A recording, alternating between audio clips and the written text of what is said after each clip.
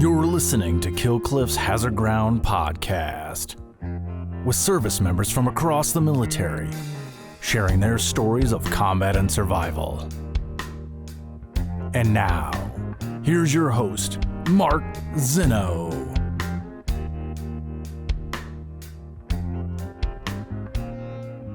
Welcome into the Hazard Ground podcast. As always, we appreciate you joining us each and every week. Before we get to this week's episode, featuring somebody else who I actually deployed with. So yes, the second guest who I've deployed with is coming on the show. I don't think we'll hear any embarrassing stories. Calm yourself. But he certainly has a great personal story, and I'm glad to have known him for all these years. So we'll get to him in just a moment. Just a few quick reminders. Follow us on social media, Facebook, Twitter, and Instagram at Hazard Ground or at Hazard Ground Podcast. Catch us there and everything. Keep up with the show. Have others follow us as well. Help grow the Hazard Ground community. Don't forget to leave us Apple reviews. Speaking of growing the Hazard Ground community, the more Apple reviews we get, the more Apple will push the show to the top 100 podcasts, and the more people that will see and hear these fantastic stories that we tell each and every week. So please leave us a review. It doesn't have to be a long review, just something quick. Give us 5 stars. Tell us why you love the show.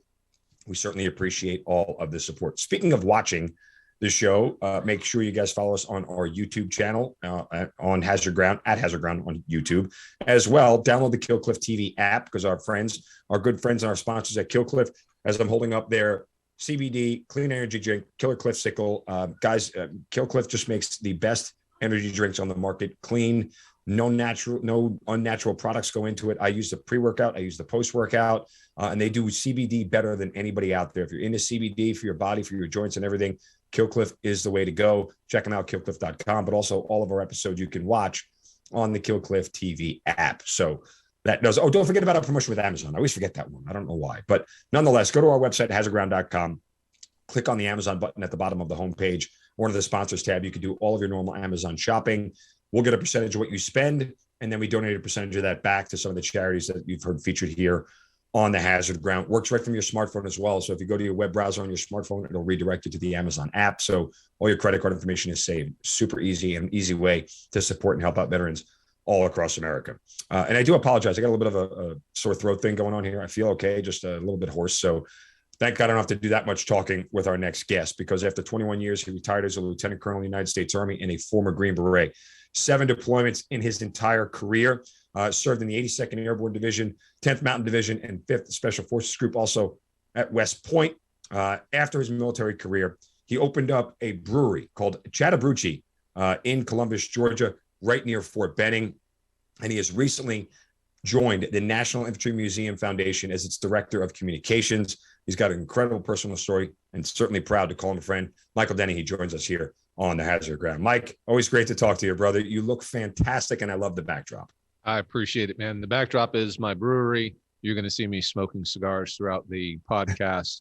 And I'd just like to say it's been great. I've been retired for several years. I think you and I deployed together 16 years ago. Yes. You and I became closer friends post-deployment than we were during the deployment. You and I stayed in touch, and thankful to call you a friend. Absolutely. 16 years ago, man. It seems that it's gone by fast, but like in the same, it's hard to believe that it's been that long ago. But back to the beginning for you, before we met, how did your military career start? My father was in the Army, and I came from a military background, and it was never a question for me personally whether or not I was going to go serve. I always knew that since I was a little kid. Dad showed me a great way of life, and I was used to that almost vagabond lifestyle. Every 2 to 3 years, we would move somewhere, and I started looking forward to it. The PCS is those permanent change of station.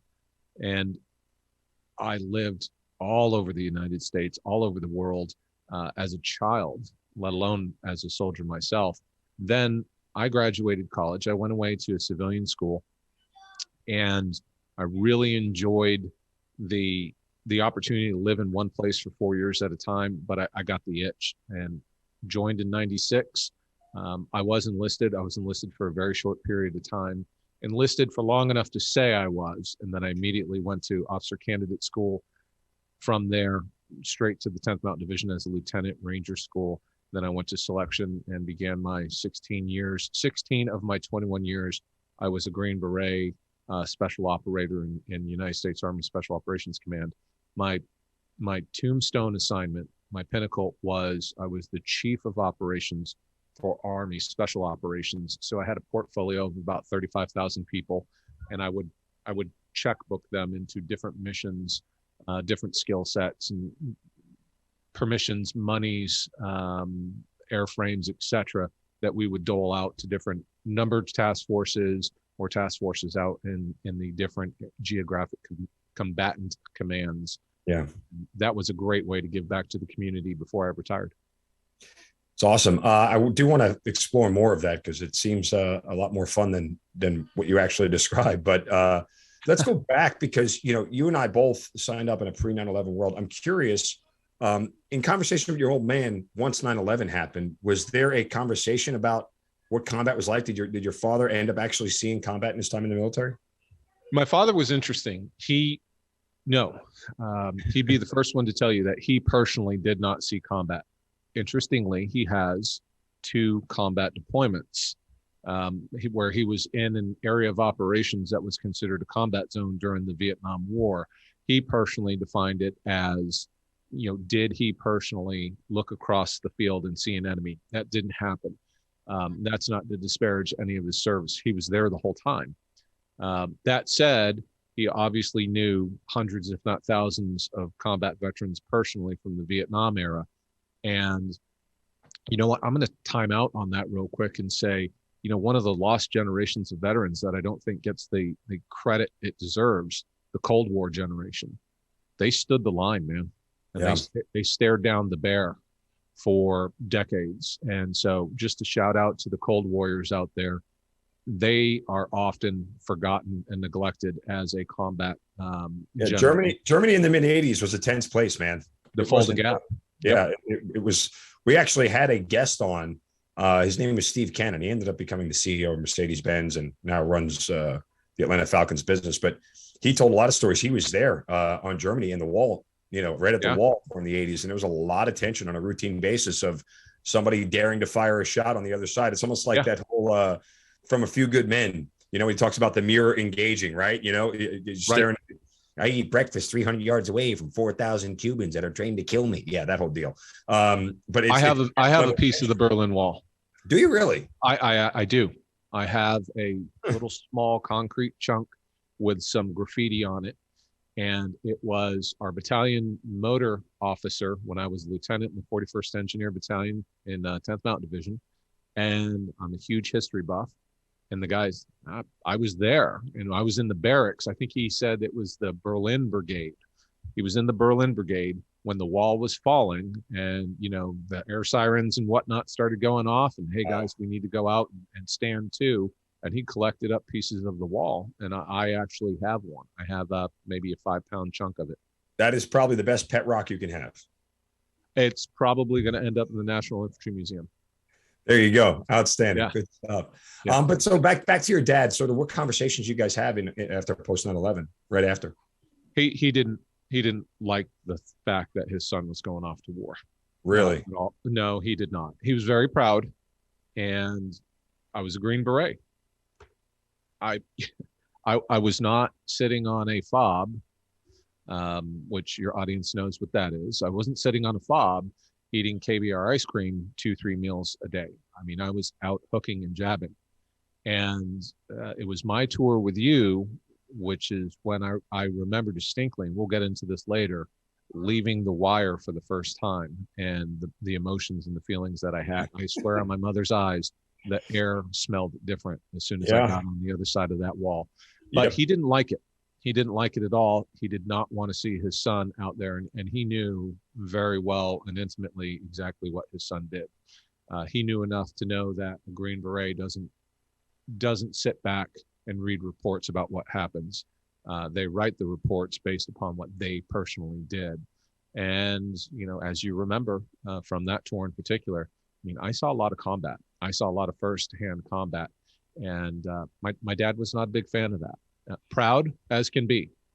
But he got to a point where he was almost, don't even tell me you're leaving because it just stresses me and your mother out too much. That's part of the downside of having such a hyper-connected world today. Yeah, I mean, my stepfather was in Vietnam and did see combat when he was there, and I remember, a couple of conversations I would have with him. I would never tell them when I was leaving.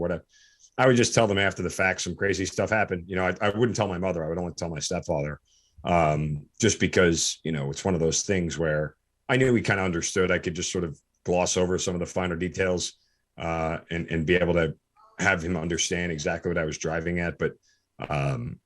It becomes a different, environment for you. And you start to view things very differently when, after those first couple of experiences. And, I mean, it changes you without a doubt. No, it absolutely does. And you talk about, discussing things. And this came up just the other day between Kathy and I. I remember Kathy, she's active duty too. Kathy's my wife. She's active duty and she just got picked up for lieutenant colonel. She's not promoted yet. She's a JAG officer. She went to law school in Nashville at Vanderbilt when I was in 5th Group at Fort Campbell, and that's how we met.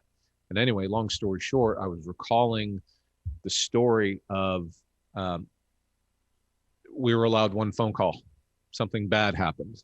And instead of having all of, the wives of husbands who were still alive, having them kind of worry, what happened to my husband, I was allowed that one phone call. I picked up the phone and said, "Hey, honey, I'm fine. I just want you to know that. Do me a favor and don't watch the news for the next couple days." And, so she was in a school at the time. She was in her JAG advanced course, where she was getting her legal master's degree. And so she was allowed, I was in the special mission unit at the time, and she was allowed to have her phone on specifically because of me. And no shit, I actually made that phone call of, "Hey, honey, I just want you to know I'm fine. Please don't watch the news for the next few days and don't talk about it." Did she listen to your advice and not watch the news? Because as soon as you tell me not to watch the news, I'm going to turn. She did. She Oh, did. Okay. She's a really mature and intelligent person. And so she absolutely did.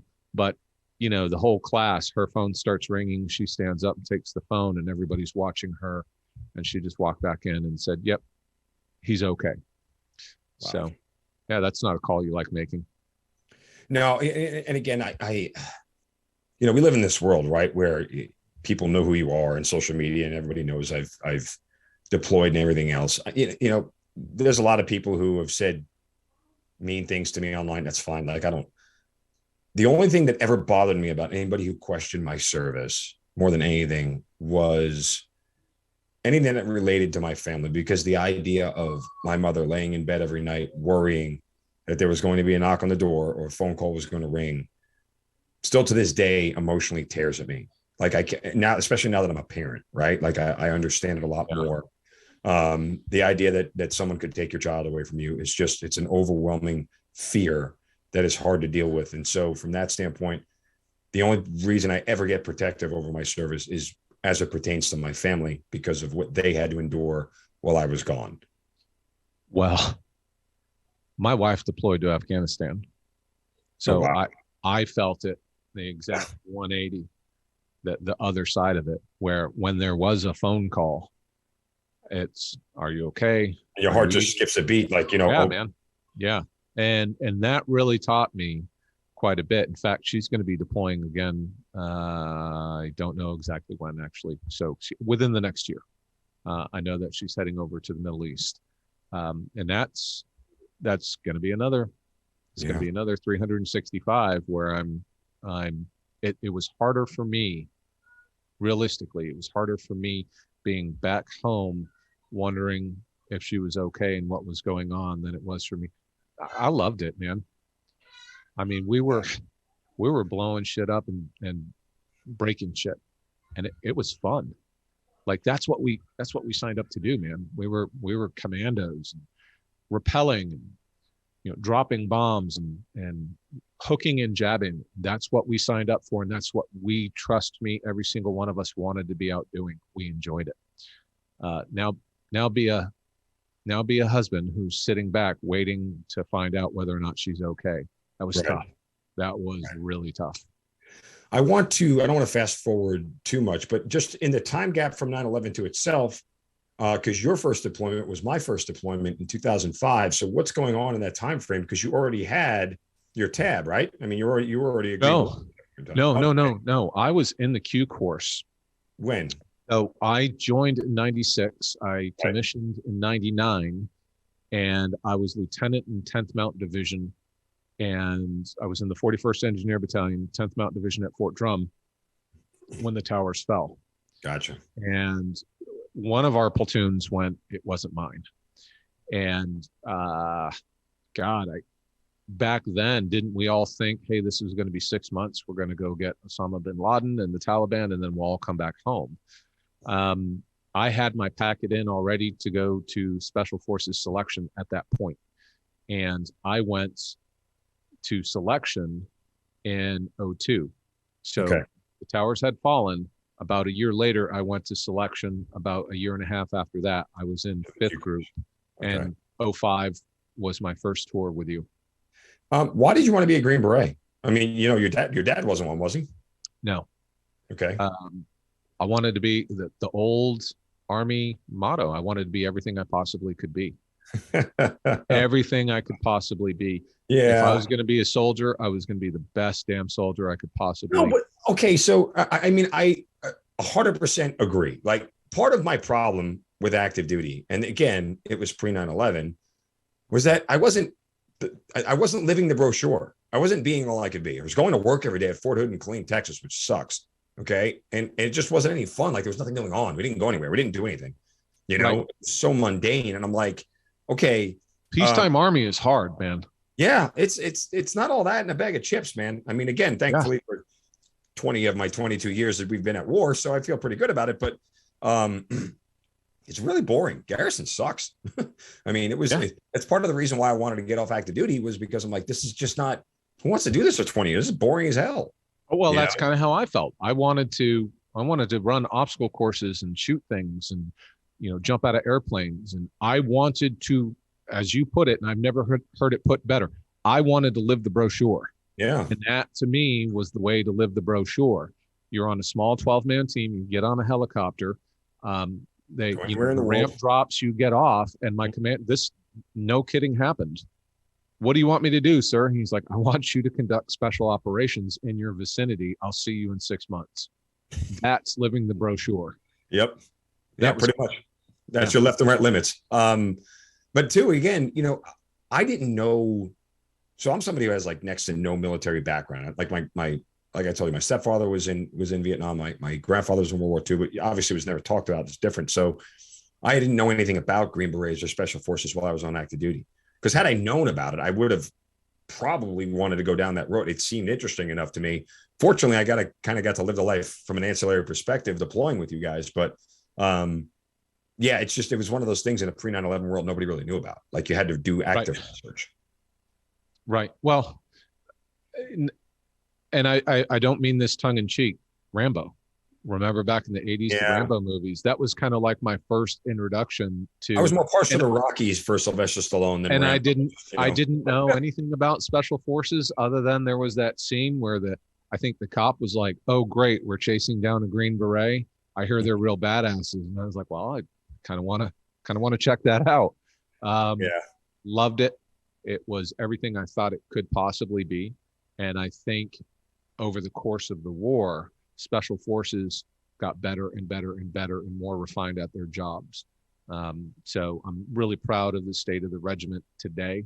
And God, I wish I could be back there. I wish I could turn the clock back 20 years with the technology, the training, and the combat mindset that they have today. They're really something else. They are. Is there too much pub for SF? I always ask the Green Berets this, because movies, books, you know, fantasy world, like, you know, everybody wants to be a Green Beret now. It's just a cool thing to do. No, I don't think there's too much. I mean, at the end of the day, there is an aspect of whether we like it or not. You know, these things really play a huge role in who gets funding and who gets the talent. You know, I jokingly say, and, you know, Dan Crenshaw was here once, and I said this to him, and even he thought this was pretty funny. How do you know when a Navy SEAL walks into a bar? How? Trust me, he'll tell you. And you know, the Navy SEALs get, they get all the press. Why? Because they understand the power. They want it, and they understand the power of the press. I think Special Forces can do more in the public relations sphere, because at the end of the day, and this is one of the things I would say from on high as loud as I possibly could, if you don't tell your story, somebody's going to tell it for you. And who do you think is going to be more accurate and flattering? So I do think Special Forces needs to tell their story. We have our very secretive special mission units out there, and that's fine. And they should not have any press, and they don't. So you've heard of the SEALs, you've heard of the Rangers, and you've heard of the Green Berets. Let the guys who really need to be Sneaky Pete, let them be Sneaky Pete. But the Green Berets, in my opinion, they're doing a better job today than we did back in the day. There is such a thing as we are the quiet professionals. Yep. Granted, that's one of our mottos. However, paint it on the wall in our gym, on our base. Yeah. Be the quiet professional. In other words, be a blue collar guy who rolls up your sleeve and does your job without any fanfare. However, as an organization, I think we've come a long way as far as embracing social media as a whole. It's the way of the world today, and it'll leave you behind if you don't embrace it. Right. Okay. So you're in the Q course. When do you get the word that you're deploying, and where, before you and I link up? As soon as I graduated the Q course in 2004, and I got to 5th Special Forces Group in 2004. And as soon as I got there, it was boom, we're going to JRTC, which your listeners should know. JRTC rotations, particularly during the combat environment that we found ourselves in 2004, that was a pre-mission train up. That was a PMT. And so I knew as soon as I hit the ground in Fort Campbell, Kentucky, 5th Special Forces Group, I'm going to JRTC with my company. I'm going there for a reason, and that is to get ready to deploy. And goodness, I think it was 6 months later, we were on a bird landing in Baghdad, which is when I met you. Yeah. I had already been there for about 2-3 months by the time I was there for 3 different SF rotations. For the civilians listening, they don't do full year deployment, 6-7 months, maybe. Yep. They're in and out because they have to do it so much. So I had already been there for 10th group. And then you guys had rolled in, and it was that 5th group had 2nd battalion, 5th group had the longest stretch of my deployment there. So I spent the most time with you guys than anybody else. And you talked about the mentality before, and I learned this very quickly early on. Just roll up your sleeves and go to work every day.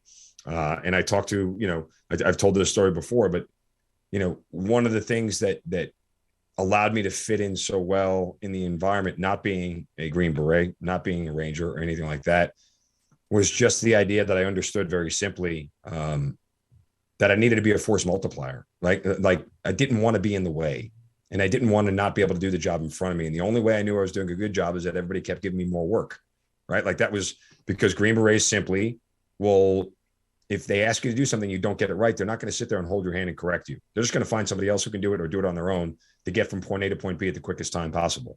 Well, so, I mean, we're both, we're both urban Northeast New Yorker, Bostonian type folks, right? Yep. So I live in the deep South now, and right. It's we're an hour down the road from each other, man. We got to hang out and smoke a cigar at some point. Back where we're from, back home, and it's the same way. I think in that subculture of special operations, if I don't like you / respect you, I just won't talk to you. Yep. And that is a crushing death inside a small organization when people don't even consider you worth having the conversation with. I'd rather whip my fastest horse than to continue trying to push a boulder uphill with you. And that was the way we were. And you stood out as somebody who, you put your head down, you showed up early, you stayed late, you were in great shape. And as I recall, you were very blunt and in your face, which was something that we appreciated. In the military, this is a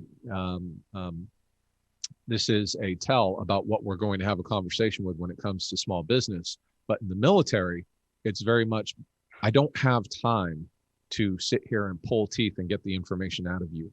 People are dying, bombs are dropping, and bullets are flying. Tell me what the answer is right now. If I ask you a yes or no question, give me a yes or no answer.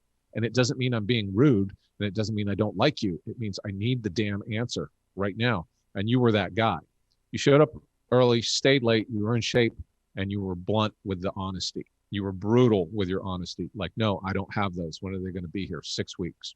Okay, now I can move forward with that information. Yeah.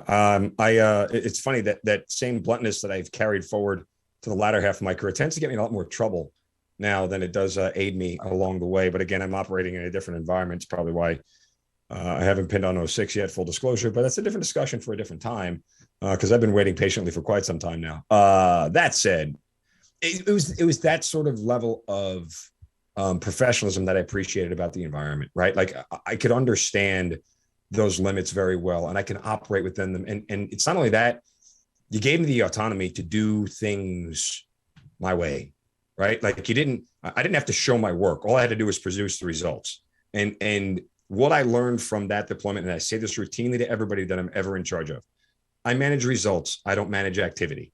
When I don't get the results I need, then I have to manage your activity. And that's when your world becomes complete shit, right? Because I don't want to manage your activity. I want to manage results. As long as it's not illegal, immoral, unethical, and it doesn't put anybody in safety jeopardy, physical harm, then I can let you do whatever you want. Correct. And it was in a ping pong. I don't care. If you get me the results I need, I will give you the leeway to be you. What did Dwayne Cox always used to say? I don't know if you remember. I've been trying to get him on here, and he keeps ducking me. Oh, yeah? Yeah. He used to say, hey, if it's stupid and it works, then it's not stupid. Mm-hmm. Dwayne Cox, for those who don't know, I'll always speak highly of him. He was the company sergeant major, and a guy that was as abrasive as the day is long, but it was an endearing sort of abrasive, right? Like he was a guy that I absolutely could learn from. He had listen, I'm a captain, right? I'm a mid-grade captain. I've got like 6 or 7 years in, and he talked to me like I was a private routinely, and I felt it, and I knew it. And he was just basically, I don't give a crap who you are. There's a job to do, and we're all going to do it. And that's the bottom line. You know, he did not care about your background, where you came from, anything else. I actually learned a ton from him. And he was part of the reason why I was able to survive in that environment, because he kept pushing. He kept pushing. I honestly believe, and I don't know him well enough to know this, I'd love to ask him one day, but I don't know if he saw something in me that said, I can continue to push this guy. Like you said, I can continue to whip this horse and get more out of him because I know it's there. Or he just was a heartless bastard and would do it to everybody. Like I couldn't figure out the difference, but nonetheless. No, I think it was the former. I think it was the former, not the latter. Knowing him like I do, he and I became pretty good friends over the years that followed afterwards. He became the battalion sergeant major and then the group sergeant major, and he ended up going out and becoming the Special Warfare Center, which was the training house. He became the Special Warfare Center sergeant major, what we call SWIC. And he owns a business now, I believe, in Clarksville, Tennessee, right outside the gates, which is probably where I'm going to end up retiring, is in the Clarksville, Tennessee area. That's where 5th Group is. I still have a tremendous amount of ties to Fort Bragg and the, JSOC, overall larger special operations Green Beret community. And I love it there, but I think Clarksville, Tennessee is likely going to be home. I'll never forget, and I'll tell a quick story about Dwayne Cox. And if he ever hears this, he had this smile about him. You mean the smile where he had Copenhagen rubbed all over his face? I mean, he always had a huge wad of dip. He always used to keep it in the lower pocket leg, which is why I always put mine there. Gigantic. Right? Yep. Gigantic. So the guy woke up in the morning with a dip, and he went to sleep with a dip, and he woke up with a dip. I mean, he was that Southern kind of guy, but he had this smile about him that lets you know that he loved you, but he was completely fucking with you the whole time, right? Like it was that sort of wry smile. And I'll never forget, we came back from a firefight when we got ambushed on Tampa.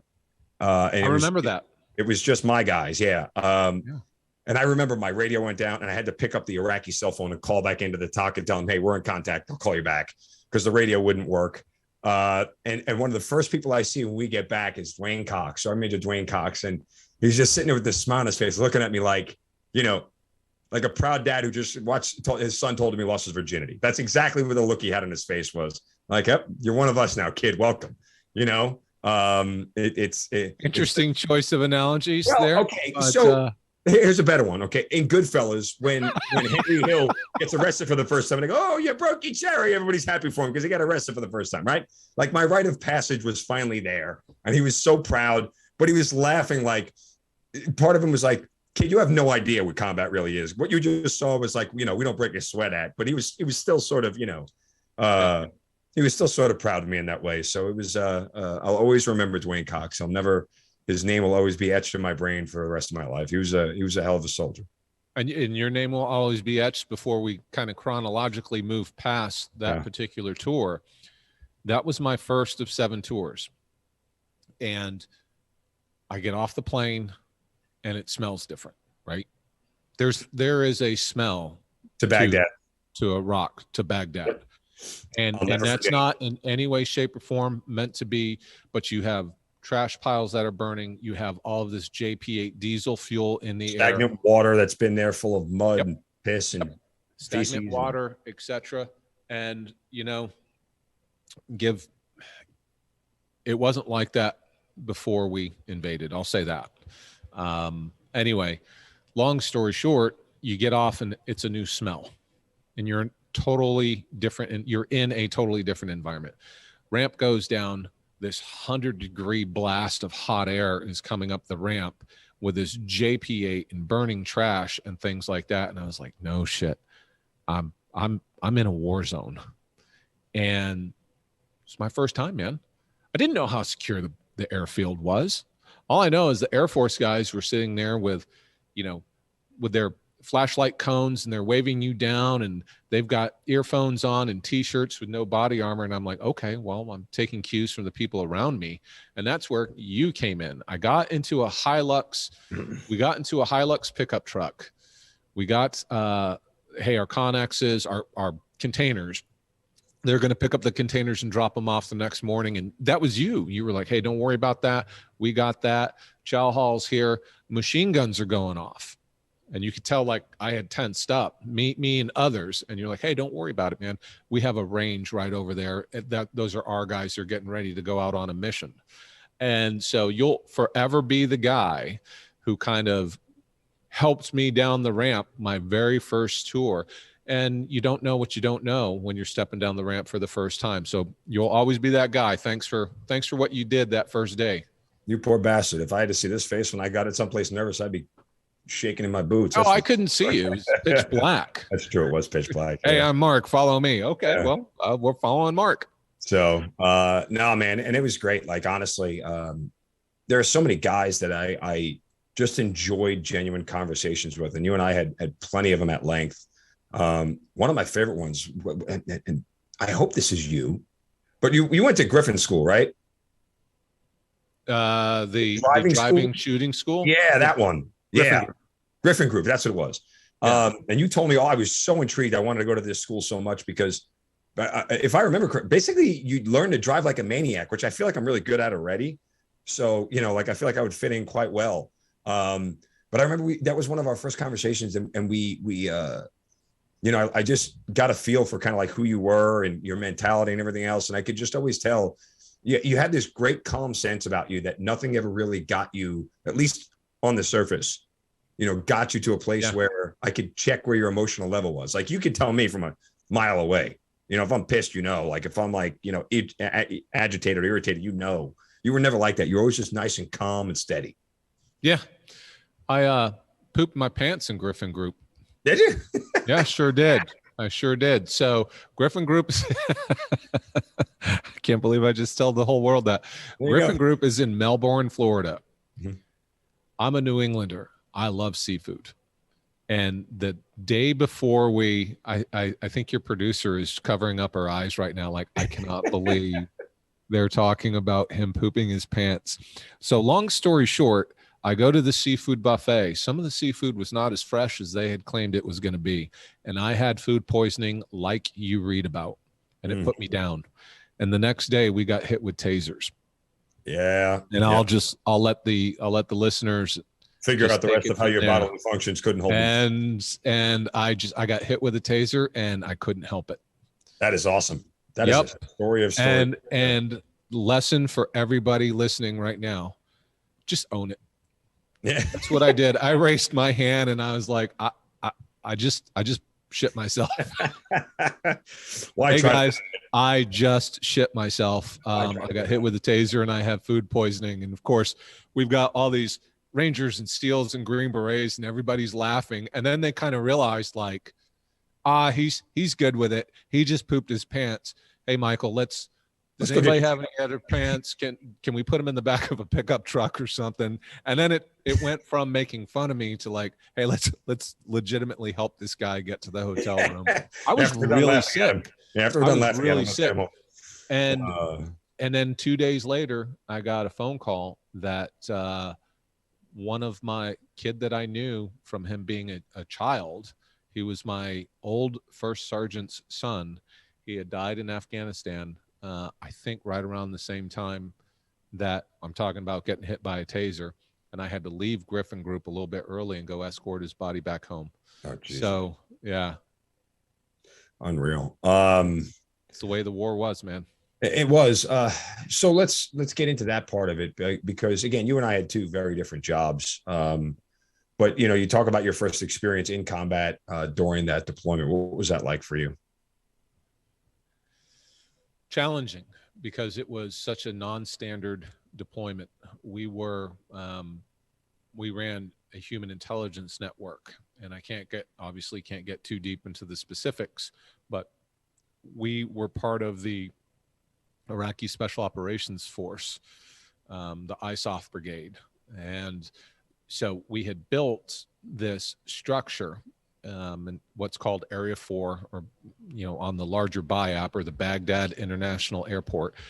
And so we had a deep relationship, and it was us and 10th Group, and we would go back and forth between 5th Group and 10th Group, cultivating this group. We had a battalion of commandos, a battalion of strike force, and we were building a reconnaissance capability. So I was involved with building that reconnaissance capability. And it was such a non-standard mission that you really had to learn it on the fly. And it was very challenging. Family business, right? One of the biggest challenges I had was the fact that my ODA, my Operational Detachment Alpha, they were essentially a strike or a direct action ODA. However, we just had some really talented guys, very, very smart, very in shape, and they did what they were told to the best of their ability. So we cultivated this human intelligence network and became very successful in the process. But it was challenging because nobody wanted to do it. We were a strike force mentality type guy, and there we were doing paperwork. Another thing that's difficult about the intelligence mission is you identify a bad guy and you instinctively want to go and get him right then and there. And you had to kind of wait and develop a target and second source information, triple source information. Our guys wanted to be out on the streets of Baghdad or out in the streets of Mosul. That's where we wanted to be. And so that was definitely a challenge for that particular mission. Next deployment, it was the exact opposite. The next deployment, it was ramp drops. The commander said, I'll see you in 6 months. Go conduct special operations. Don't do anything to embarrass your country. No shit, that was it. That's what we did. And so that next deployment, that was the quintessential. I would do that over and over and over, that particular deployment. That was a lot of fun. We were very close that first deployment, and you were there, man. I mean, we were just underneath the shadow of the flagpole, and that was always hard. Yeah. I mean, for me, it was for you guys, it's different. For me, it was a little bit of comfort's not the right word. I just felt safety in numbers, right? It was a bigger group of people. And I was around more of you guys. Had you thrown me with you out there and said, go be part of this ODA, I'm sure I could have survived, but I would have had to take a lot more instruction. I would have needed a lot more guidance or working with the people around me, having, all those resources there for me allowed me to do what I did really well. And I was in charge of the support battalion in the ISOF brigade. So my whole job was just to get you guys what you needed for everything that you needed to do on a routine basis, and train the support battalion of the ISOF brigade to be able to do their jobs. So, but yeah, that I got a sense from a lot of guys, they didn't like being so close to the headquarters. That's correct. Yeah. And it's interesting, having joined other organizations, particularly after retirement. I was talking to somebody just yesterday about Green Berets, somebody at the museum, the National Infantry Museum. And he said, what's really the difference between, say, you and standard infantry out on the line? And of course, some of your viewers are going to say, well, that's not true. That's not what, look, I'm speaking in generalities here. I said, whereas a normal, say, kid from the 82nd, and I was one, by the way, I was a young, skinny kid in the 82nd back in the 90s. We were expected to say, Roger, Sergeant, what is it you want me to do? Whereas in special operations, we don't ask that. We'll call you if we think you need to know something. And those are diametrically opposed mindsets. Our mindset was our validation, i.e. our selection process works. Our training process works. You're here for a reason. Go out and do that thing that brought you here to begin with, which was the initiative, the drive. We didn't ask permission to do things. We would send up con ops or concept of operations. We would send up the con ops and say, pending you contacting me to say otherwise, this is what I'm going to do. Now imagine an E4 in the 82nd Airborne Division or the 10th Mountain Division telling his brigade commander that's what he's going to go do. And that was our mentality. You selected me for a reason. I joined this organization for a reason. I'm going to go do this, and I'm not going to ask, because we were, now here's the other side of that. We were mature and intelligent, and big boy rules were, I promise you, this was my social contract. I will behave in a way that won't embarrass you and will fulfill your guidance. All I need is guidance. I don't need you to tell me how to do something. Tell me what the effect is you want on the battlefield after this is done, and then get out of my way. So I think you're right in that sense. Like the biggest difference between, and take this as an objective outsider, from, special operations units and regular Army units, is that, like I said, the autonomy to me is why I fit in, because I don't need you to tell me how to do the job. Tell me the results. I'll take care of the activity. Manage my results. Don't manage my activity. Managing my activity, it says, here's what I want, and I want you to do it this way, this way, this way, and this way. Well, go get somebody else to do that. You don't need me here if you've already dictated how it's going to be done. Right. You're taking this piece of combat power and making it ineffective. Right. And the other side of that coin is, do you want 15,000 19-year-olds from the 10th Mountain Division with that mentality? No, of course not. Of course you don't. So there is an appropriate style and outlook depending on what your mission is and where you are in the organization.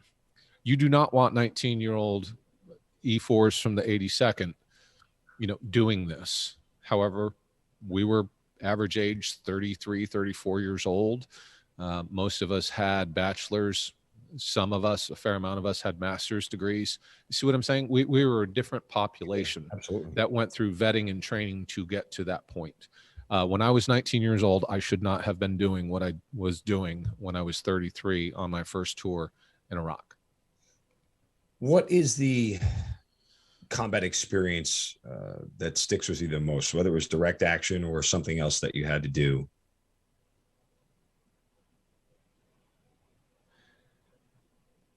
Owning our own special operations area, which was another tour. So we essentially owned, in terms of special operations area, the WERV, or the Western Euphrates River Valley.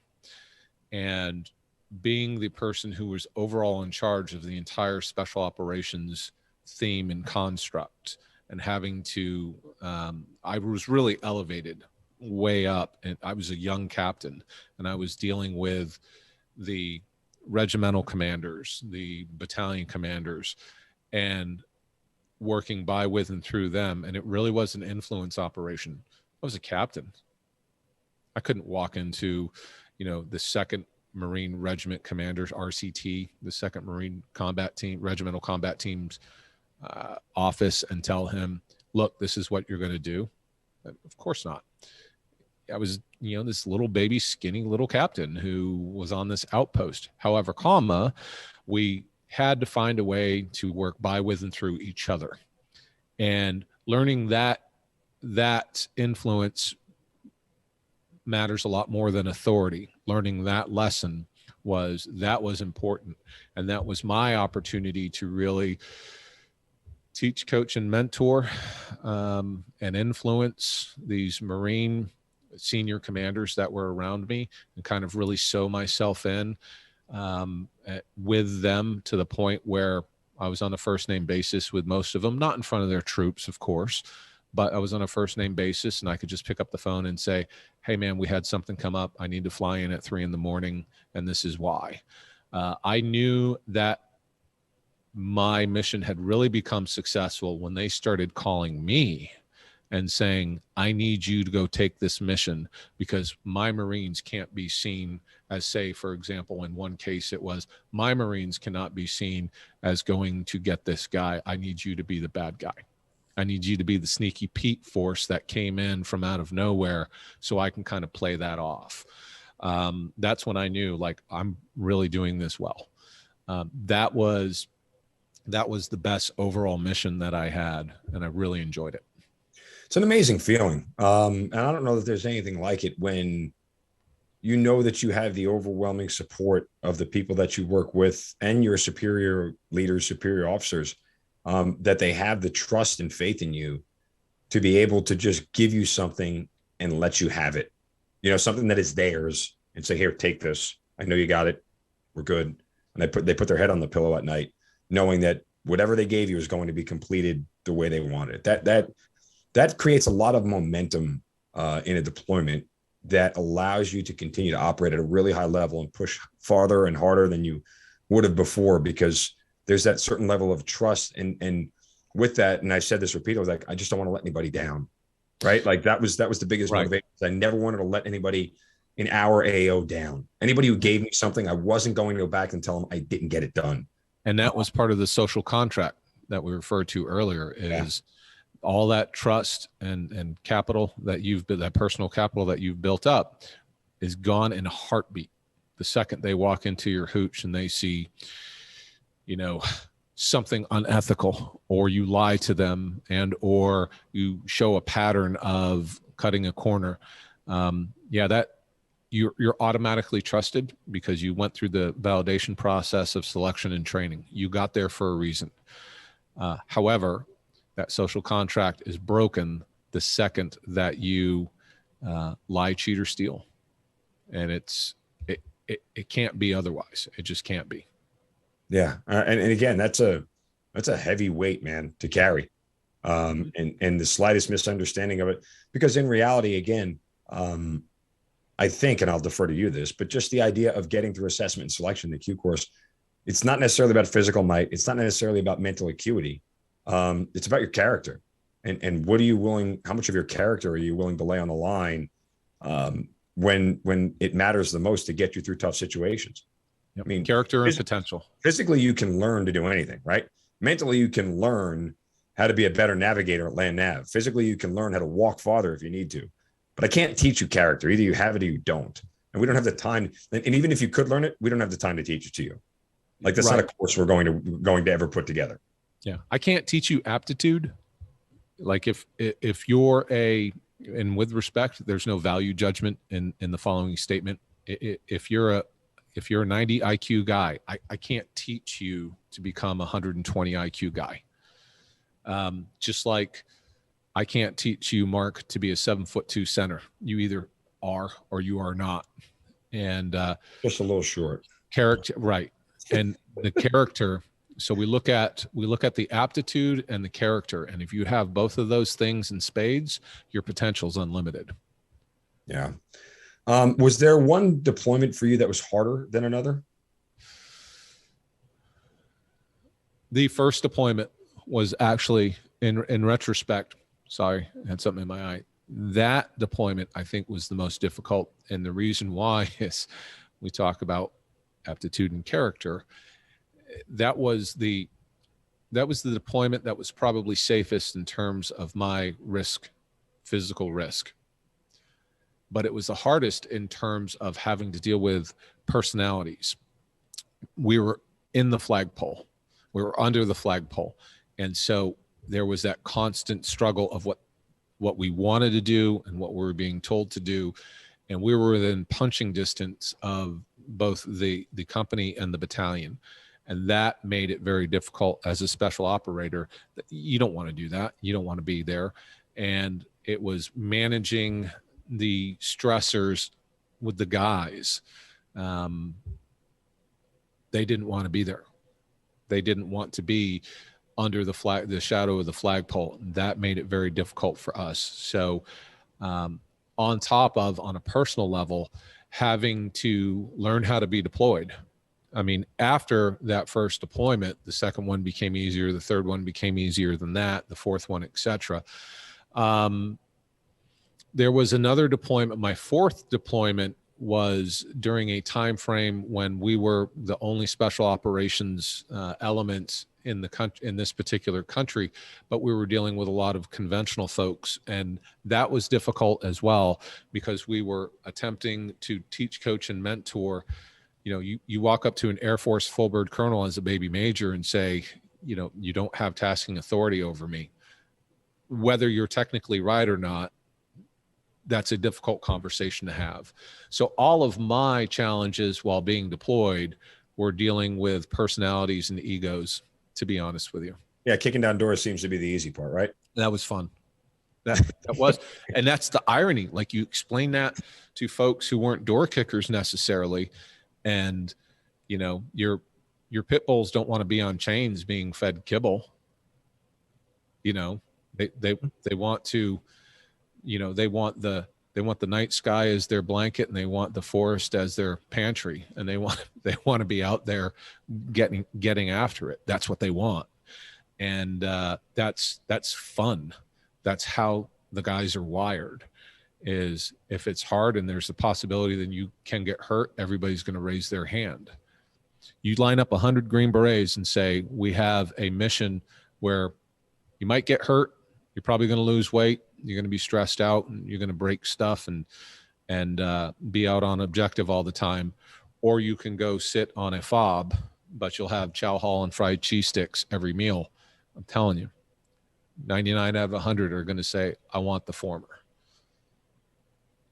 100%. Yeah. And I'll say this real quick, you know, again, that deployment for me shaped the rest of my career from a military standpoint, a big part of my life. I think I learned more about myself and more about the kind of leader I wanted to be on that deployment than any other experience in my lifetime.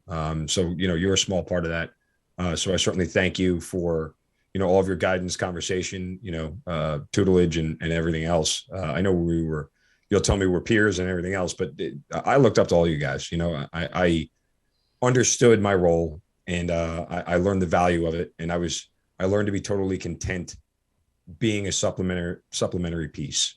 You know, for the first time in my life, I didn't want to be the center of attention. For the first time in my life, I just wanted to be part of the team and be able to help out and just be a constructive member. And I got that. And I learned a lot of valuable lessons from people like you, people like Steve Clay and Dwayne Cox and everybody else who was around there, who without knowing it, was teaching, coaching, and mentoring me for a better part of that deployment. There were some long days. There were some very frustrating times. There were some sad times when we lost a couple of guys. But, you know, nonetheless, it was an experience that I value as one of the most important things in my life. Well, I appreciate all the kind words that you've said, and I'll just say everybody plays a part, and the logistics and intelligence that goes behind special operations. I mean, those are the bricks and the mortar of special operations. So you played a pretty huge role in our success as an ODA and as a company. So I thank you for that. Yeah, well, listen, if I get you bullets, then I'm doing my job, right? That's right. Just keep putting bullets down range. So I wanted to ask you about that last job you mentioned before as the chief of operations. How do you get into that from where you were? And being that you just said you'd rather kick down doors, you'd rather be under the night sky and in the cloak of a forest. Why do you want to take a job as the chief of operations behind a desk, moving pieces on a chessboard? I mean, there comes a point that you have to grow up and you need to give more than you take. And, you know, I was very fortunate that I had 6 commands. I was exceptionally fortunate. I was a lieutenant commander. By that, I don't mean the Navy rank. I mean, when I was a lieutenant, I held command of a company. And like I had my turn. You know, I really was probably, for my peer group, had the most command time out of anybody that I personally knew.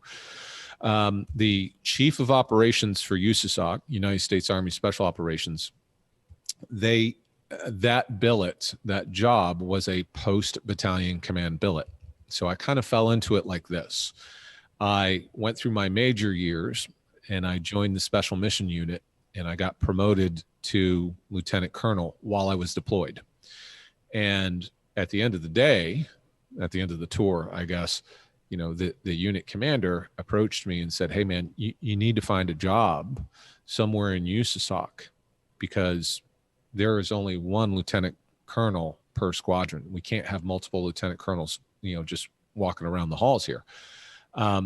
That's more important on the officer side. And the officer side of career progression, if you are a colonel sitting in a lieutenant colonel billet, or in my case, if you were a lieutenant colonel sitting in a major's billet, you know, you're not pulling your weight. And that is noted. That is duly noted when you go up for your next promotion. And so anyway, long story short, I called basically, phone calls, emails, etc. Hey, I'm looking for a new job. And I really wanted the challenge. It was a weak spot of mine. For all the command time I had, that came at a cost. And that cost was I didn't have a lot of staff time. Now, I know a lot of your listeners right now are like, "You lucky bastard." Yeah, you're right. I was the same. I avoided a lot of staff time until I became a high 04, early 05. You're right. But just like hanging out in the gym, if you skip leg day all the time, you're going to limit your overall progression. And you got to hit leg day, man. You got to hit leg day. What am I getting in a squat contest? I'm in my 40s. I'm the beach workout guy. Leave me alone. Chest, arms, back, done. Hey, I'm a few months away from 50, and I did squats this morning. Good for you. My knees can't take that crap anymore. Okay. Yeah, I keep trying to look like you. Going, "Oh, look at his calves." No, that's never happening. Okay. Yeah. But I was not addressing my weak spots as what at that point I guess you're starting to enter the ranks of what they would call a senior officer. Mm-hmm. I knew I was not going to become a full bird colonel with my resume. Tons of command time, really cool, sexy stuff, Ivy League degree, JSOC experience, you know, who brought the cool kid, right? But I didn't have that get underneath the deck and row hard type job. And so I had to go do that. But I wanted to stay within the community. So chief of operations for USASOC. So we had Rangers, 160th, civil affairs, psychological operations, and all of the special forces groups and the support units that went along with that, as well as the special warfare training centers, etc. And so we would take the taskings from, say, Central Command. Say they needed somebody for Afghanistan and or Iraq, and we would try to put Green Berets, Rangers, aircraft, etc. against those taskings. So I was that person who looked at, what do I have in the bank account? What is it they want me to pay with this that I have in the bank account?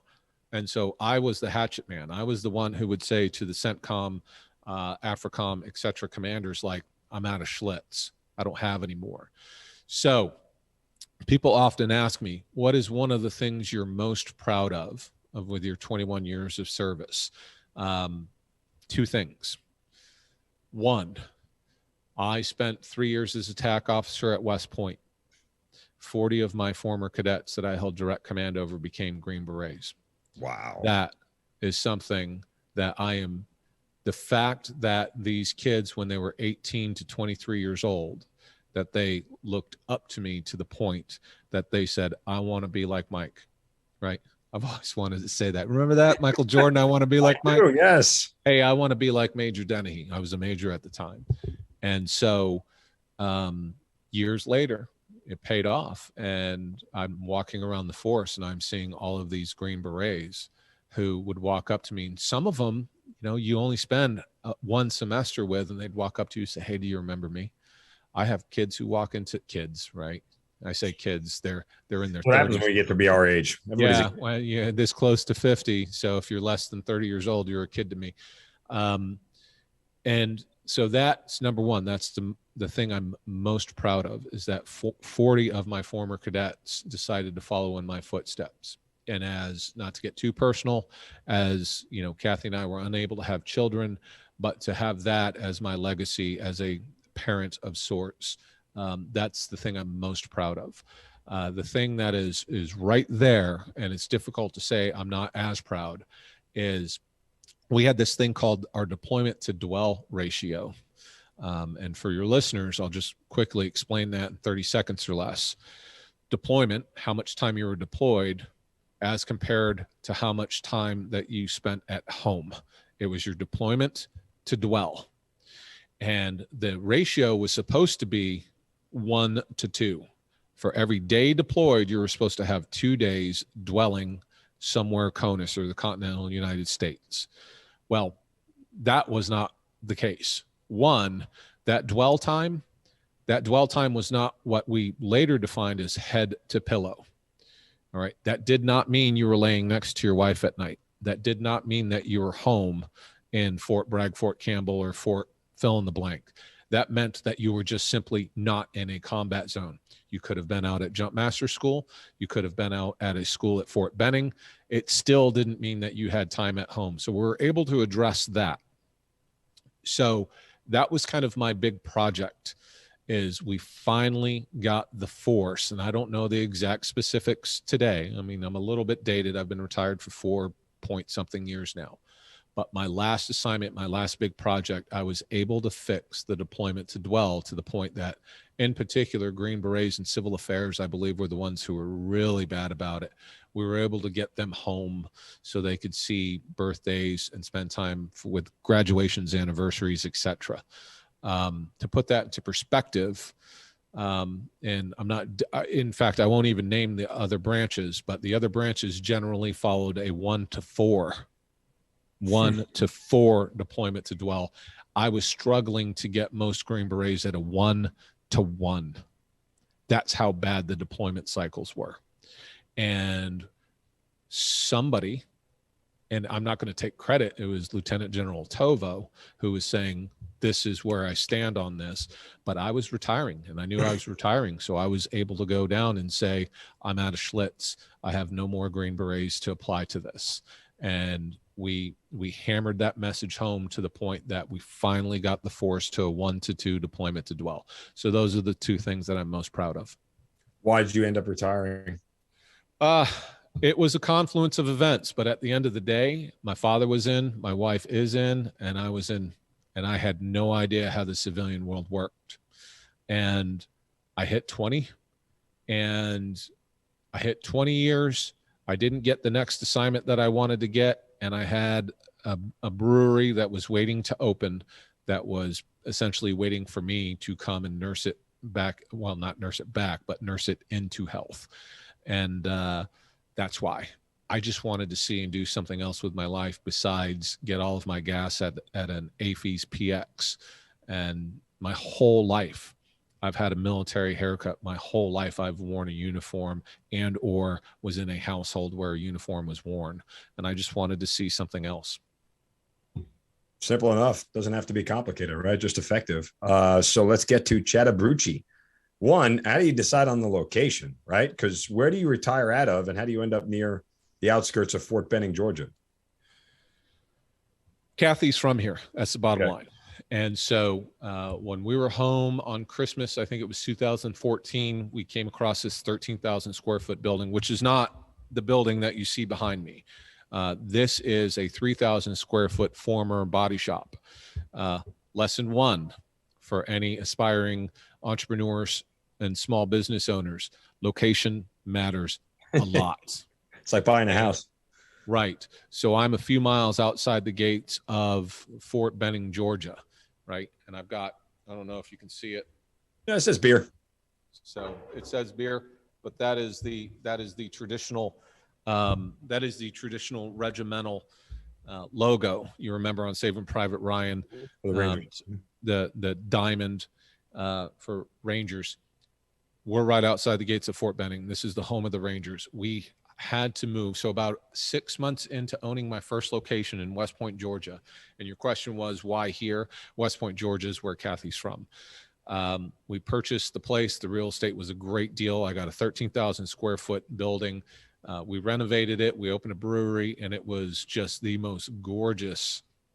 If you go to the old photos on the Facebook page, it was just the most stunningly beautiful brewery you've ever seen. And it was easy to do because we just stripped things out. We just went bare concrete, bare brick, bare stainless steel, and it was just such that clean industrial look. And then 6 months in, we kind of figured out, right? Lesson two of owning a business: if you're going to fail, realize it early. Realize it early and just clip that vine so you can move on to the healthy ones. And that's what we did.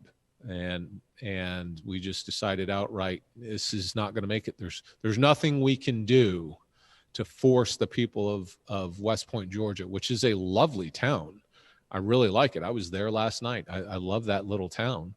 But it didn't have the numbers or the demographics to support a craft beer brewery. It just didn't. And so we moved to Columbus, and since then, I think it's 814% increase in sales. That seems like a good number. You know, if that's the best you can do. So how'd you come up with the name Chattabrewchee? I know there's a Chattahoochee River. Is it that simple? That's simple, huh? We were a couple hundred yards away from the Chattahoochee River, and we brewed beer. So locals must have loved it. Yeah. You know, that's not the real story of what I learned opening a brewery.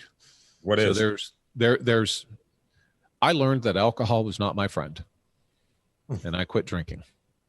So I own a brewery, and I don't drink.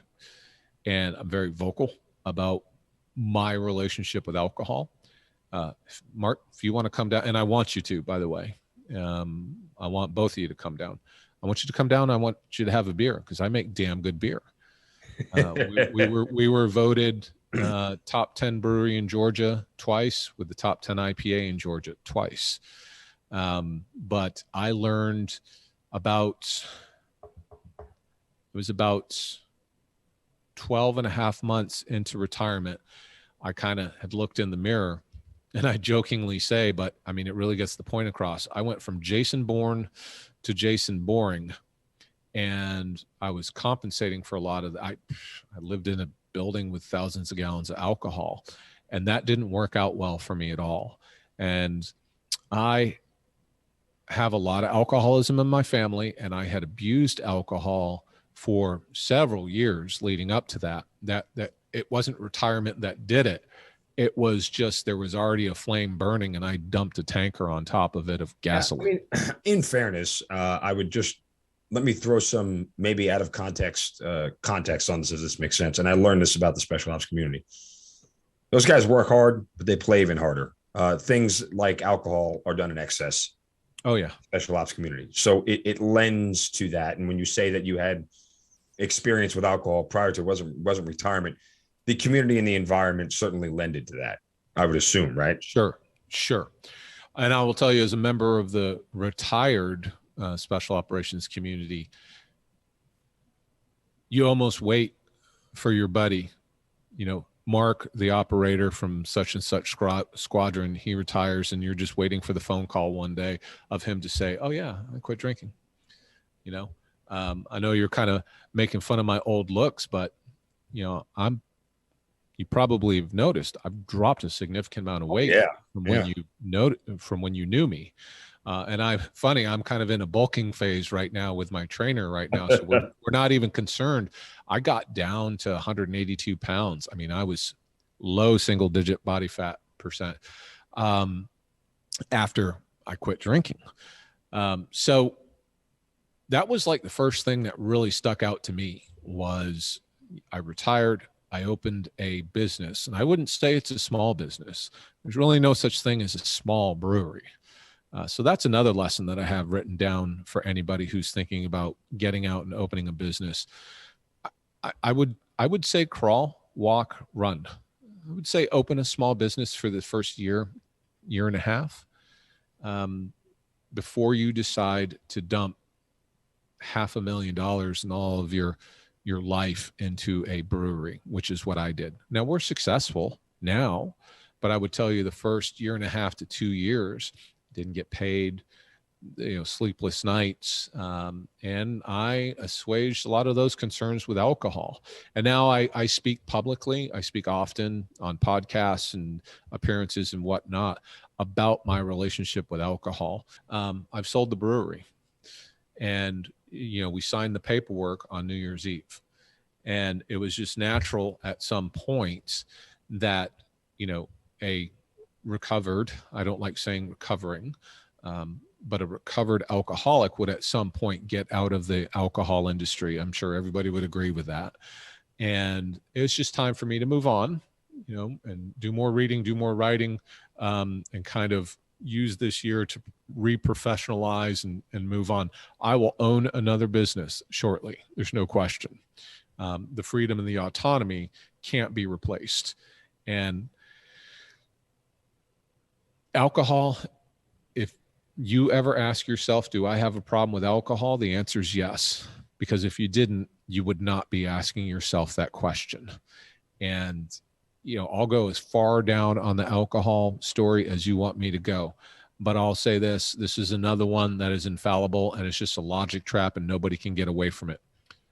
You show me one instance where your wife said, honey, I wish you would have had more to drink last night. Just one.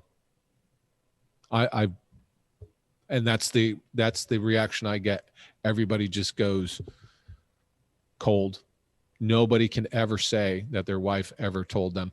I had one person one time who tried to kick back by saying, well, you're being a little gender biased there. And I was like, well, yeah, because the vast majority of alcoholics are men. And that's those are the numbers, and it's pretty clear, and facts are facts, and reality at some point has its say. And my demographics in the brewery are mostly guys from Fort Benning. So I tend to reach out to those young men and say, show me one instance where your wife had said, if you only had more to drink last night, things would have turned out better. So I always caution people, make sure that you have a good assessment, good grasp of what your relationship with alcohol is. I did not realize how much of a governor I had placed on my own engine with alcohol. And caffeine too, by the way. I quit caffeine recently, and now caffeine will actually upset me quite a bit if I abuse it. Wow. Yeah, I sleep a lot better, and I physically recover a lot quicker now that I've moved on from alcohol. Well, yeah, alcohol, but alcohol and caffeine. Also caffeine. So caffeine is such a strong drug. I will do one caffeinated drink a week Sunday morning at my local favorite cafe. So I go in and I get, the red eye, which is a large coffee with an extra shot of espresso. So when I go hard, but boy, I'm telling you, it's euphoria. It's a big time drug. Ever since I've gone caffeine free, I find that I'm not lethargic in the afternoons anymore. I sleep like a teenager. Like I lay down, I'm out, and I don't move until I wake up 8 hours later, and I wake up and I'm right out of bed. So that's another thing that I've really kind of got my control over. But alcohol was the big thing. Quitting alcohol for me was probably the most formative and impactful experience of my adult life. Wow. Incredible. Well, congratulations. I think that's Thanks, man. certainly the tip of the cap. It's never easy, and the fact that you acknowledge it and recognize it and made the appropriate changes is a testament to who you are, man. I mean, it just shows us that everything that was prior to all that helped mold you, put you in a position where you could make that decision for yourself, for your family, and again, nothing but respect and commend you for having the guts to do it, because it's easy not to, right? It's easy to try to rationalize yourself and I'll slow down. And then eventually it's too late to slow down, or something, God forbid, happens where you don't get the choice to slow down. So, yeah. And I saw that with my brother. My brother died. He died actually on his 48th birthday. He died February 13th of 2019, and he died of congestive heart failure. And it was, he abused alcohol several, I don't know how to phrase it, more than me. And he was always drinking hard liquor. I was never a hard liquor guy, but I was just consistently throughout the day drinking more and more beers.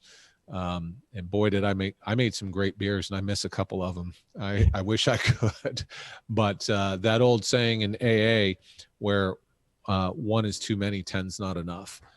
And so that was like my form of addiction. Once I had that first beer, I could never put it down until basically I went to sleep that night.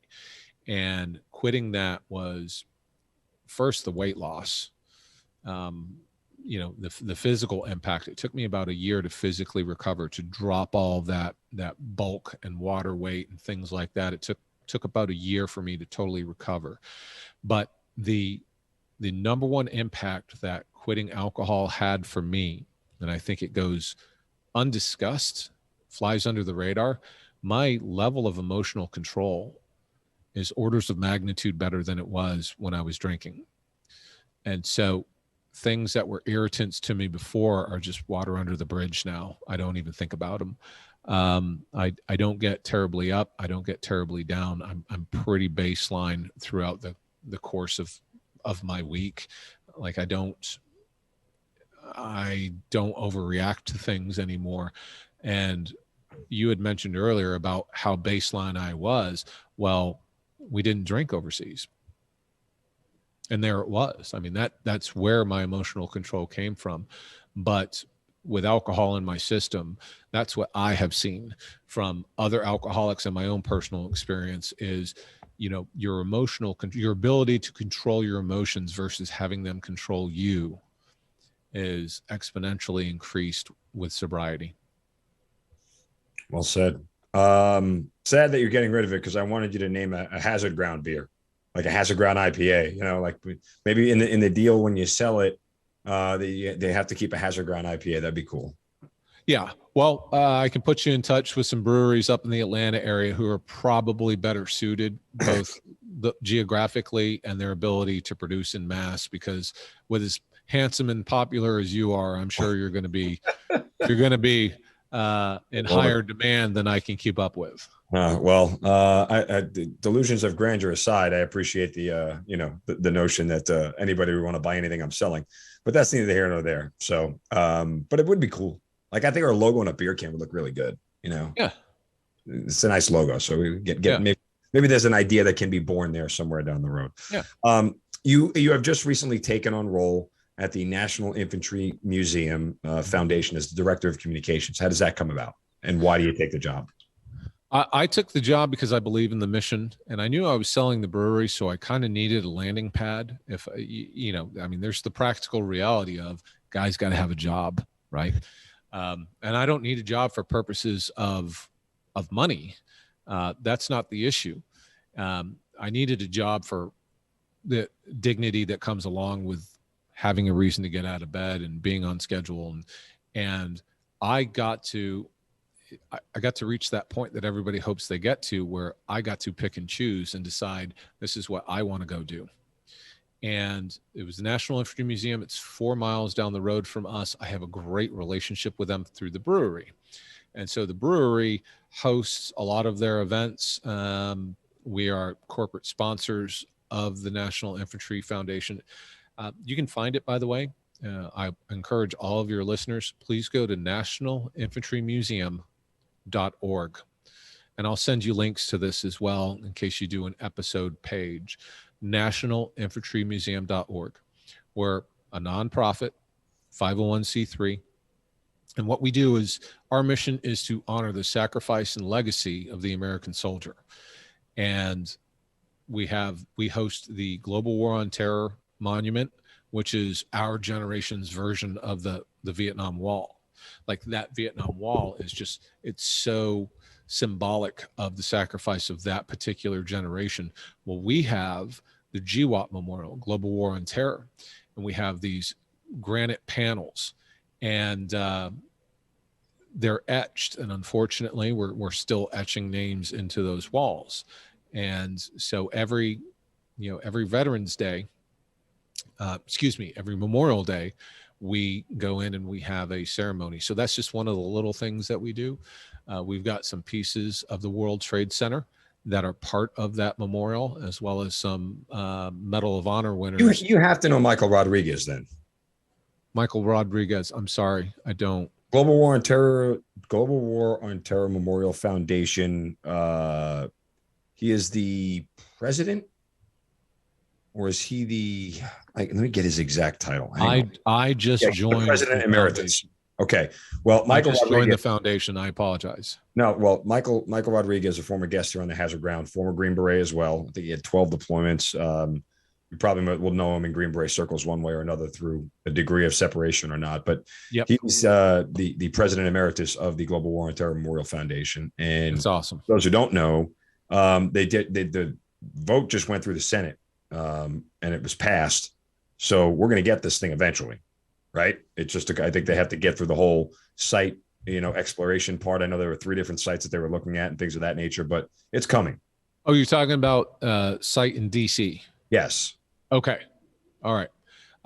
We have ours. Okay. This is for yours. Our memorial at the museum grounds. Different. And these are 8-foot tall granite blocks, and that's why you don't know who I'm talking about. Right. But the bottom line is, go to nationalinfantrymuseum.org.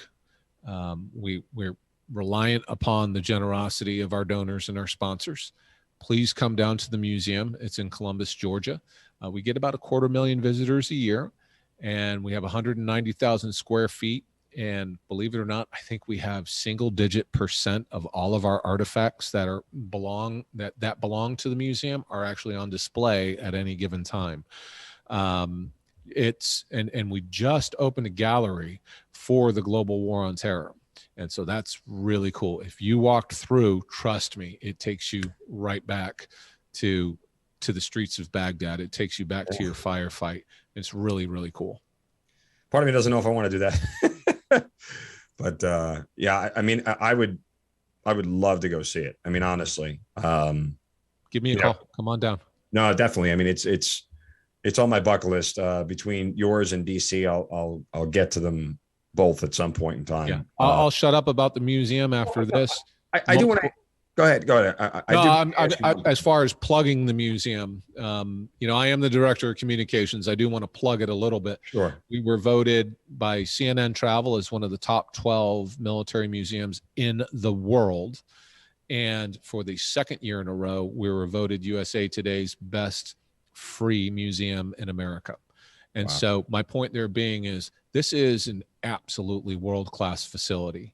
And it's the National Infantry Museum. It's not the Columbus. It's not the Fort Benning Infantry Museum. It's the National.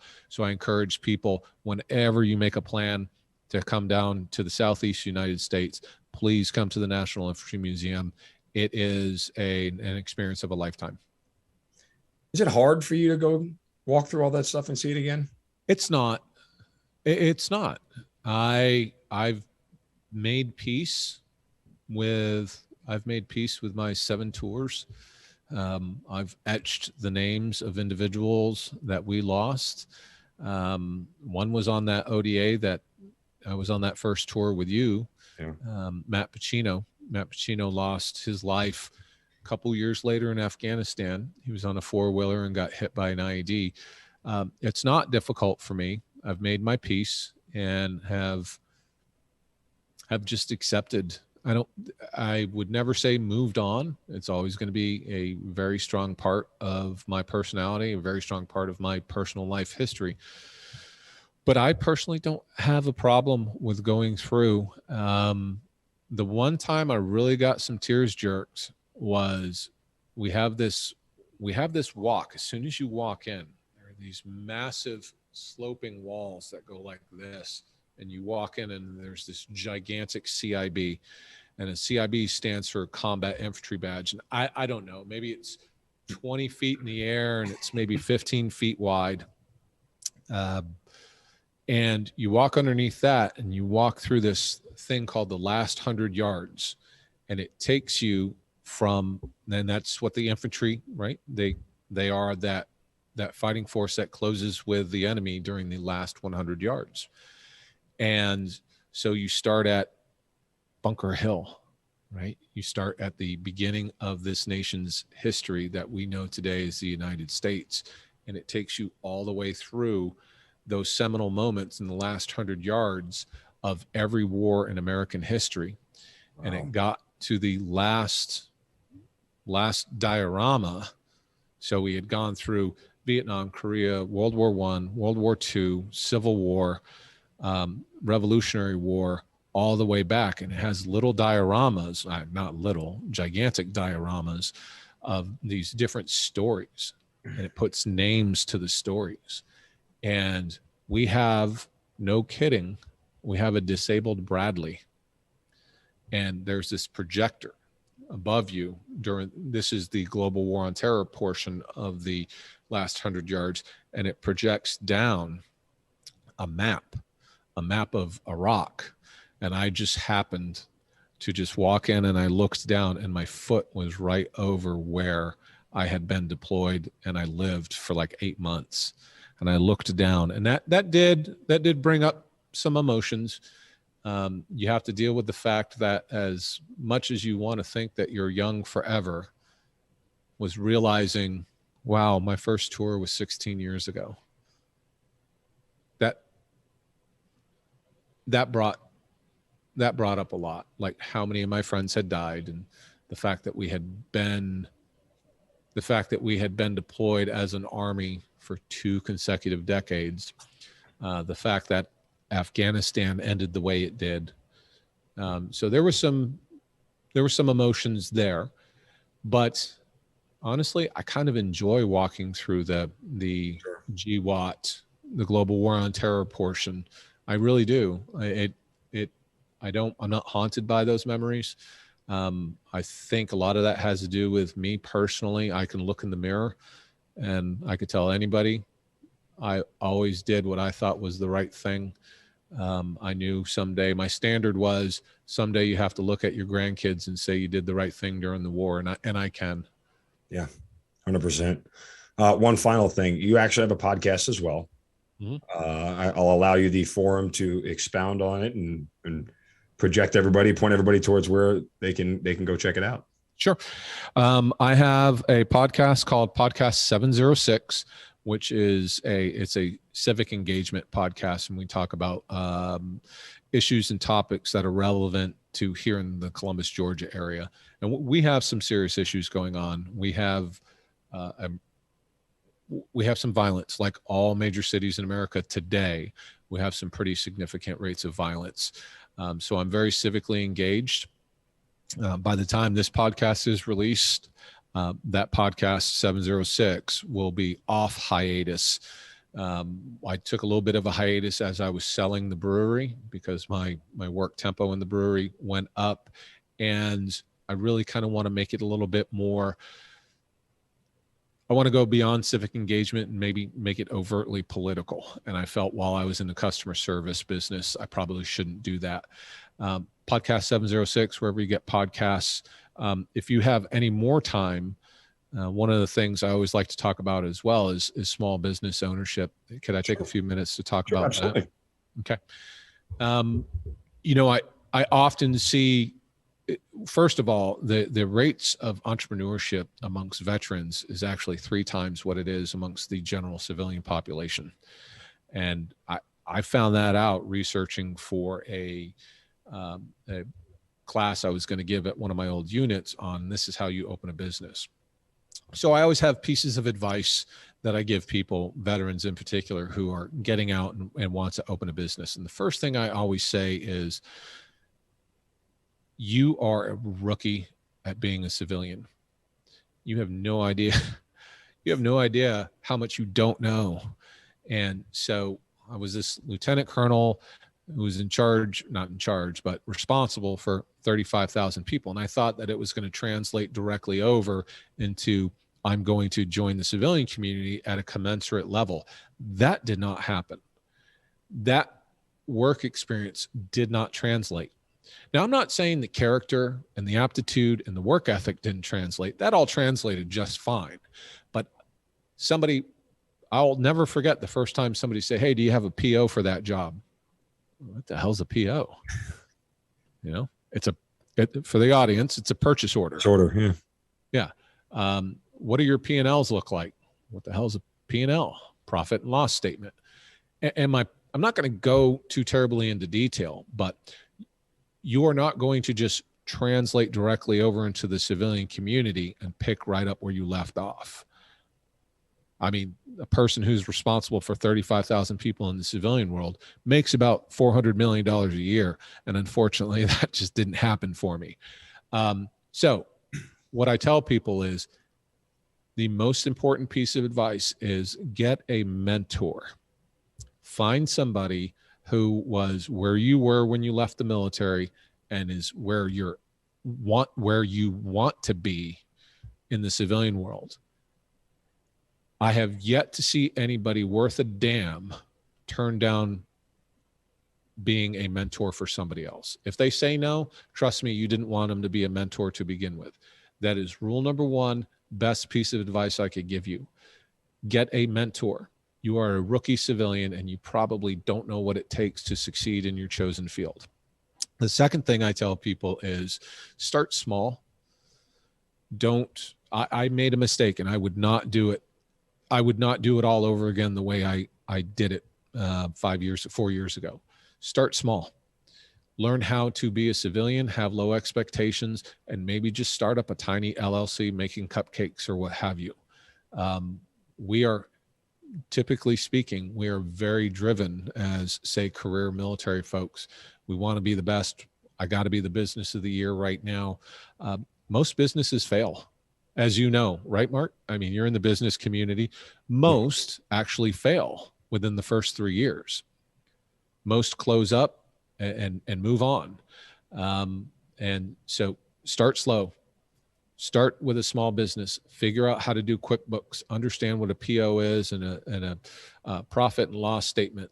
Third thing I tell people is find the right CPA, and that can't be understated. That goes for regular life too, by the way, when you're doing your taxes. That's true. Do you go with the, $350 an hour billable CPA firm? Well, do you need that? Or do you go with the person who charges $150 a month and I'll do all your books and get you set up for taxes. And then next thing you know, October 14th, the day before your final corporate taxes are due, she tells you, hey, you've got a bill in such and such amount. So you have to find the right CPA. Owning a small business is essentially managing books. That's it. That's what owning a small business is. It's managing all of your profit and your loss statements. That's my personal opinion. And I think I've been pretty successful. Georgia's Manufacturer of the Year, County Small Business of the Year, top 10 brewery in Georgia twice. I think it's money where my mouth is. And, oh, by the way, within 4 years of owning my business, I got a pretty damn good cash offer, which I'm selling and moving on. It's just not part of my lifestyle anymore. So find a mentor, start small, figure out how to be a civilian before you invest too much of your money, and really, really diligently find the right CPA to fit your needs. Rule number one, though, find that mentor. He'll help you out along the way. And that's it. Outstanding pieces of advice, man. I mean, honestly, and the years of experience that you have, and not only as a Green Beret, but all this stuff kind of folds into each other, right? I mean, from your time even as a second lieutenant all the way through, your training to be a Green Beret, and then post life and everything you did, it all folds into the ability to create a business from the ground up, and be able to sell it at a profit a couple of years later and move on to what you want to do. I mean, it's blazing your own path, right? It's go out there and do special operations, or in the civilian world, go out there and do business and then come back to me, right? I mean, it's that simple. So your level of success is undoubted at this point, man. I'm proud of you. It's great to see that you're flourishing. It's great to see that the choices you've made in your personal life and in your professional life have all been returned on you the right way, right? Like they've all given back to you. And I think that's something that's undervalued. It's one thing to be able to have monetary benefits and to be able to have, health benefits and everything else. But what you put in is what you get out. And you're a living example of that, because everything that you're getting out of it is what you put in and then some. Great. And so are you, man. You're an inspiration and a mentor, whether you're, or not, but you are actively mentoring me just by sitting back and watching you and some of the things that you incorporate. So that's all reciprocated. Well, listen, it's been great to catch up with you. It's been absolutely phenomenal. I owe you a visit. I promise I will get down there. On my word, I will get down there eventually. We'll make the time. I'll bring the kids or whatever. They can walk around the Infantry Museum. They'll love it. But we've definitely got to link up, and it's always great just, sitting down and remember some of the stuff that we did together. I'm sure I'll in an hour or two after this, I'll remember 2 or 3 things that we said and did to each other. And then I'll probably text you and say, hey, do you remember this? Do you remember that? Just because it's fun to go down memory lane with people that you love and respect. It's great to talk to you as always, man. Love you. And let's catch up soon. But Michael Denehy, thanks for being part of the Hazard Ground. You've been listening to Kill Cliff's Hazard Ground podcast, hosted by Mark Zinno. If you have an interesting story to tell and you'd like to be on the show, send us an email at producer@hazardground.com. And if you like the show, don't forget to subscribe, rate, and review on Apple Podcasts. Thanks for listening. We'll see you next time.